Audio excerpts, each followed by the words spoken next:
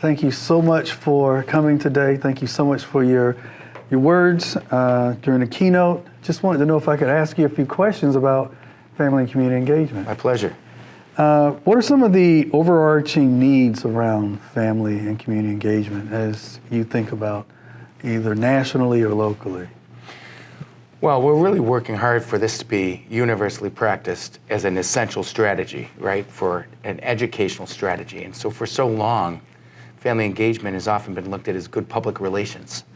And it's kind of stopped there. Or it's the right thing to do, it's a good thing to do, but not necessarily that it is, which the research is clear about, it's a strategic thing to do around student success. So we're really trying to create these conditions to be able to help that to occur. And so that focuses on building the capacity of states and SEAs, state education departments, building the capacity of practitioners to be able to advance best practice family engagement, building the capacity of higher ed, schools of education to prepare teachers to engage families before they enter the classroom. It's one of the biggest issues that we're challenged with, that most teachers are not prepared to engage families before they enter the classroom. So why would we expect them to do it well? And it's not the fault of teachers, it's the fault of the system for not preparing teachers to be able to do that well. And then just to take that a step further, and then when you have families that are dealing with other complexities like poverty, that just exacerbates the situation. So it's not a situation where we're not reaching those families, or that they can't be reached. It's a situation where the system hasn't figured out how to reach them. So for us, it's really about how are we building the capacity of the professionals and families so that there can be an ideal education parent partnership. Okay, so you mentioned poverty. So for South Carolina, a good many of our high poverty, either schools, families are in rural parts of the state. How do you see the family and community engagement needs of rural communities as being different, dissimilar from urban, suburban? That's a great question, because I think so often rural communities are forgotten. And so sometimes I'll hear there are these perspectives about urban versus rural. Yeah. And when the reality is there's poverty in both urban and rural communities. There are a lot of similarities of challenges within urban and rural communities. I think the one thing, and so the resources, what often happens though is in rural communities, because they're smaller communities, but they might be larger geographically, there are different challenges like transportation issues. And so what's really important is when we're thinking about Title I funding, we're thinking about those resources that we're being as intentional with rural communities as we are with urban communities. The other thing I want to say about this is, we believe so strongly in the importance of equity and opportunity for all. And that is a win-win. So there's no reason that a rural community should not have the resources and succeed because of the expense of an urban community. They both need the resources. Okay, thank you. So have you found any model schools, districts, or states either doing or promoting, working well with family and community engagement? Would be it rural, urban, any? Yeah, I mean, we are working with a number of states right now. There are districts at different levels that do different things well. Denver, for example, is the largest, has the largest parent-teacher home visit project program. Okay. So, that is an organization and a project where teachers are literally trained to go into the homes of families, kind of what I said today, before the beginning of the school year, to just begin to build relationships. One of the things that we're trying to do with higher ed is to be able to prepare teaching candidates to do those kinds of things before they enter the classroom. But so that's an example where the parent-teacher home visit project is in a number of communities. I think 250 communities. Denver has the largest. DC Public Schools also does a lot with parent-teacher home visits, another program called Academic Parent-Teacher Teams, APTT, and they implement it. Still have lots of challenges, but implementing family engagement well. And then there are states who are, doing some exceptional work. Colorado has legislation. They have a legislated Office for Family and Community Engagement there. They also have a legislated body called SACPI, which is a group of parent leaders, school professionals, and community professionals who come together and really advance planning and strategy for family engagement across the state. And it's not only funded, but it is legislated, wow. which is really unique to any other part of the country.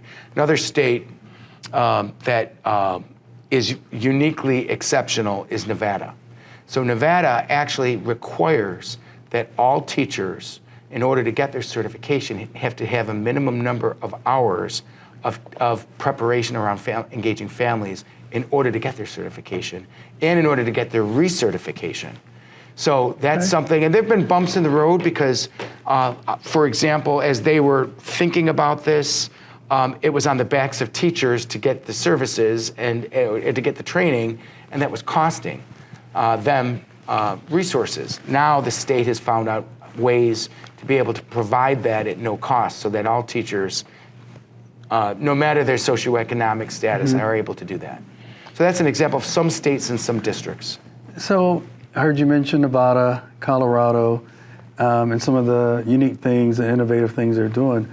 Have you thought about, or would you be interested in working to develop maybe a cross-state collaborative so that states can learn from each other and some of the things that are going on, both legislatively and some policy things that might be able to be enacted? So we're sort of doing that right now. Okay. We're just kind of getting it off the ground, but as you know, 5 years ago, we worked with 18 state education departments to develop birth through grade 12 family engagement frameworks. And that was really, I think, built the relationship, the trusting relationship that we have with state education departments to be able to advance this work. So we've now begun a learning community with SEAs to be able to learn from each other.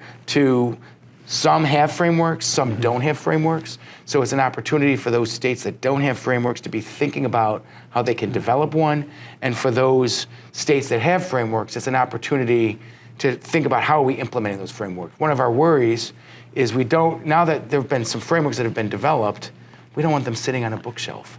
So we're trying to help states think about implementation plans in ways that they can measure success, measure the progress that they're happening. And those frameworks are kind of coming to life. Wonderful. Leads me to just one of two more questions that you might answer. Over the last 10 years, how have you seen either the work in family and community engagement grow, and nationally, what's the pulse? So either one of those. Transformational. I mean, I have been in this work leading family engagement organizations for 28 years, and it makes me older.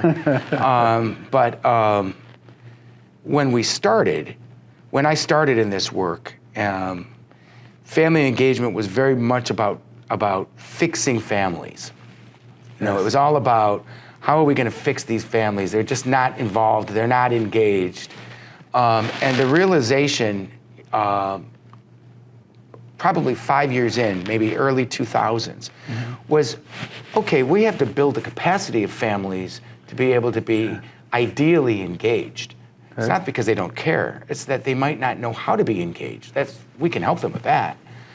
But we have to build the capacity of schools to welcome them. So if schools aren't welcoming families, even if you build the capacity of families in schools, it's like having a barricade, right? So you're building the capacity of families. Head Start has done that better than anyone. And then they come to the school and they're not welcome. So that was when there was a realization in the early 2000s, mid 2000s, hey, it's a dual capacity perspective. And that was when Dr. Karen Mapp at the Harvard Graduate School of Education created what is called the dual capacity framework. That was really that thinking that it's not just about families, it's about families and schools. And if we're not building the capacity of both, we can't have that ideal partnership. I think it also speaks to, it's more than good public relations, right? It's about capacity, it's about competence. And I think where we are today is there is much more of a realization that it's about capacity. I think as challenging as the pandemic was, maybe still continues to be in some places, family engagement, I like to say it was exposed because all of a sudden, the research has always been clear that learning at home is so significant. And yet for years, schools have determined family engagement based on how many people come to a ice cream social, which is a nice thing to do. Maybe that's a great way to get someone to come to an event or get them in the door. But that's not linked to learning. Yes. And then beyond that, the school day, what is the child doing at home, and what is a family being able to do intentionally support their learning? Well, that was never really a consideration by schools in terms of, hey, that's important. Well, when the pandemic happened, it was all about learning at home because you couldn't go to school, right? So it really, I think, raised the level of understanding that we have to be intentional about how we're supporting families so that that learning is happening beyond the school day. And I think now we're continuing to advance that. It's great to see it in the South Carolina framework. It's linked to learning, and building partnerships. So I think that's where the pandemic was in a maybe a twisted sort of way, really helpful at elevating the importance of family engagement, and now we're just continuing to advance that. Okay. So I heard you say several times, and maybe there was one thing, and this might be it, that you would leave people with knowing, linking to learning, student achievement. What else would you say that either we could do, or if people were to leave today, being able to start some engagement opportunities and practices, how they might link it to learning or student achievement? Well, first I would say, I think what is most profoundly important is building trusting relationships, partnership. I'm not talking about kumbaya. I'm talking about understanding that there's mutual benefit, right? The child to leverage the expertise that a family has improves the quality of teaching. We so often haven't thought about family engagement that way. Imagine if every teacher thought to themselves, I need to better understand this child, because that's going to shorten the learning curve. If I understand the child and how they learn, I can be a better teacher for that child. Yeah. And if family engagement started there, I think so many other things would take care of themselves. Unfortunately, that's not the common practice, So what I would say is those trusting relationships are essential, and I think what we're trying to do is really push the envelope on how are we preparing teachers to have the understanding and capacity to be able to engage families as partners. There's a lot of narrative out there right now, a lot of parents' rights bills that many things in those bills are good for family engagement. But there are some things in those bills that are not good for family engagement. I think a lot of times it's pitting parents against teachers. Yeah. We will never say that parents don't have rights. Of course they do. But if in advancing these bills, we're doing it in a way that is dividing parents and teachers, the research is clear on this. It's the partnership of parents and teachers that helps children learn.